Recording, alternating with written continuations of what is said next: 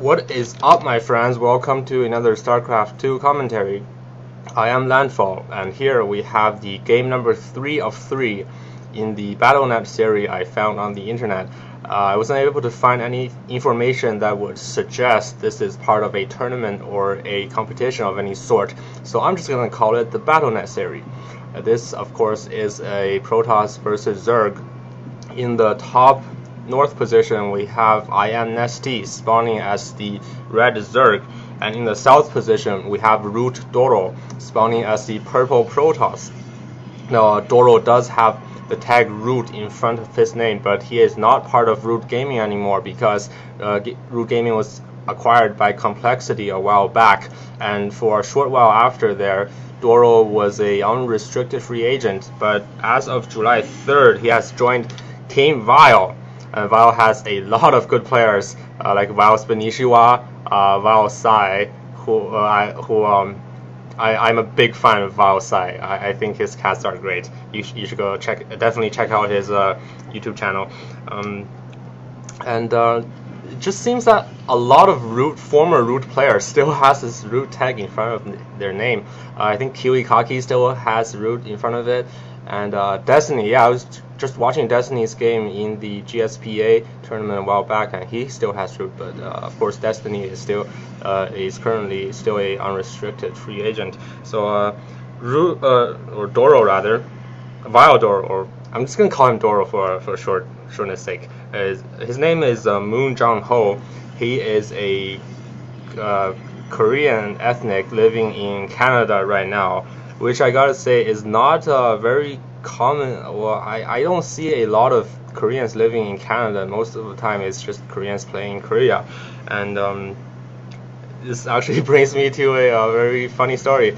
Yesterday I was with my friends at the beach, hanging out at the beach, and we were walking along Robson Street in Vancouver, and I saw this Hyundai, which is a Korean car, in like the Korean restaurant district on Robson.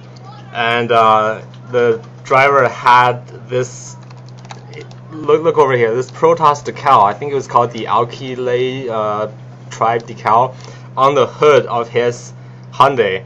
And my friend was like, oh, is that really surprising? I mean, it is a Korean car with a Korean game decal in the Korean district on Robson. And I was like, oh yeah, it does make sense. I mean, Starcraft is like, to Koreans is like soju to Koreans, which is like sake to Japanese, which is like baijiu to Chinese, which is like beer to German. I could go on, but you get the idea. I'm not sure why beer analogy or alcohol analogy is the only thing I can think of. So it looks like IMNesTea is going for Zergling speed, and he has kept one guy on gas, perhaps to save up his gas stockpile for roaches or layer attack, and his expansion is on the way. And you gotta remember, in Metalopolis, even if your opponent is going for expansion, he doesn't know that his opponent is going for a fast expansion, but even if they are, you still cannot block it off with any sort of cannon. It's not like Shakura's Plateau where you can just get one cannon, 3 buildings, and done. Your Zerglings can't ever hope of getting into the natural, but with Metalopolis, speed is quite useful because you can't block this natural off, so then you can run in your lanes at the back, do some sort of harassing, maybe scouting, and then run into the main, see what kind of tech buildings they have. This Protoss is very ballsy move, moving out with one lot, 2 sentries, and a probe, and steam speed was just finished. I guess their player is expecting some sort of attack because he did see that probe there, which means he is going to be throwing down 3 spines immediately. And oh, there goes the pylon, and that probe is going to be picked off by those links, so no more pylons on the way. I wonder if he's going to let this pylon finish, because Doro looks like he didn't let it finish, because Doro for a while there it seemed like he was doing everything at once.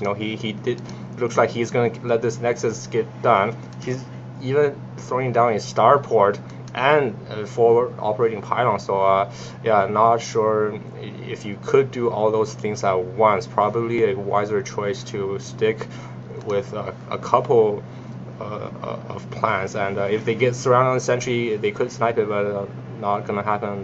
Those links they run back. He did see a lot of or more than usual. I would say usual is 3 or 4, but he okay, well maybe 1 over the usual is not a lot of sentries. And going for that air tech again, fast expand into air tech. Transferring drones and chrono boosting out a void ray, and that guy is headed straight for Zerg's third. This is pretty good overlord placement by the Zerg. We see one here. This guy is probably just gearing up for some kind of sacrificial run, and this guy over here definitely watching out for some popular places to place proxy pylons. He doesn't need to place any in the third, just because it's so close to his natural. He can easily run in a drone or a couple of Zergling to scout it. Looks like there was some poking and prodding over here. Nothing major is gonna happen, and he is going to be grabbing all his gas. Lair is done already, and Hydra. Not sure if he saw that Stargate. No, he didn't. Probably just because he went up against Stargate last game, so Hydra and a Spire on the way. Very unorthodox. Usually we see like a very lean, unit composition with just lanes and Muta or Roach Hydra, possibly lanes, but Hydra and Muta, not sure if he's actually going to be using both of his tech there. And this drone looks like it's going to be grabbing a third.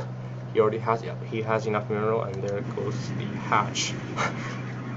3 Phoenix picking up that not overlord lane, denying Zerg position on those towers. Very nice. Denying any sort of expansion or information is always a good idea, and Zerg knows that enemy already has air tech, so we're going to be pumping out some Hydra just for defense. Not too much though, because he just grabbed his third and natural. Looks like it was just saturated. That's only 2 Hydra, and not going to be enough for those graviton beams. So he's going to be walking back to his friends and picking off this overlord. I would really like to see some more creep spread, just because it makes Hydra that much more potent, and especially when your opponent is on air, they can just go all over the place. So you really need your Hydra to be mobilized at all points in time. And looks like Zerg was trying to grab a fourth, but not gonna happen, and denied by those Phoenix. Protoss is grabbing his third, and Zerg is sitting on a lot of minerals, a lot of gas. I'm not sure if he is saving them for some sort of timing. And meanwhile, we have Robo already done for Doro, and robotic support bay on the way, so definitely going to be going for Colossus. I mean, he knows that he did force IMNesTea to make a lot of Hydras to deal with those air units, so following up with the Colossus, not a bad choice at all, just because Colossus is such a good counter for those Hydra. Wow. All those Hydras getting picked off by only 4 Phoenix, just to show you how powerful graviton beams are, and those Phoenix are feeling very ballsy, moving into the natural, or not gonna do anything. And Mutas popping out, and Protoss already knows that his opponent has Mutas, so pretty nice play there. I guess he was just poking in with his Phoenix to spot for attack, but instead he spot that these Mutas are in a sufficient number to do some damage. And how does he follow this up? Cannons in the third. 1 cannon. Well, this was just to prevent any sort of run-in, but I guess he doesn't need any cannon in natural, just because that's where you usually place your standing army anyways. And 1 cannon. Yep, just 1 cannon in the main. So very nice defense there, and these Phoenix just keep on causing trouble for IMNesTea, picking off any sort of information gatherer, making sure that Zerg player cannot know too much about what's going on in all parts of the map. That's a lot of Mutas moving out. I guess they saw this Phoenix running towards his third, but Phoenix are faster than Muta, so they could be out microed, and those mutas are not going to do any harassment, just sitting back here making sure those Phoenix cannot come back and do any sort of harassment, getting some static defense, very nice, just because just to deter those Phoenix from doing whatever the hell they want. And getting Blink as well as Colossus, as well as more Phoenix. Definitely not a lean build. I guess he just wants to use those Phoenix for harassment, make sure that the Zerg player is not too comfortable, and using those Stalkers and Colossus and even a Dark Shrine for defense, but probably Dark Shrine could be used for offense as well. So both players are definitely looking to gearing up for the macro game. Mutas running in, 3 Stalkers warping in more than enough to deal with those Muta. Did he see that Dark Shrine? No, he didn't. So he doesn't know that DT is on the way. But it doesn't really matter because there are spores all over the place. The only thing that could be a problem is that if Doro makes some of those DTs into his main army, and IMNesTea doesn't have an overseer, then those DTs could run unchecked pretty much for a while and do a lot of damage. DTs have one of the best DPS in the game, so you really need some detection if they're running unchecked in the engagement. Not a lot of I would say confrontation going on, just sort of skirmishes, poking, prodding, killing a few units here or there. Both players macroing very hard, getting a lot of tech. We see that and upgrades. We see that the Zerg is getting +2/+1 and Ventral Sacks. Just to again put the hurt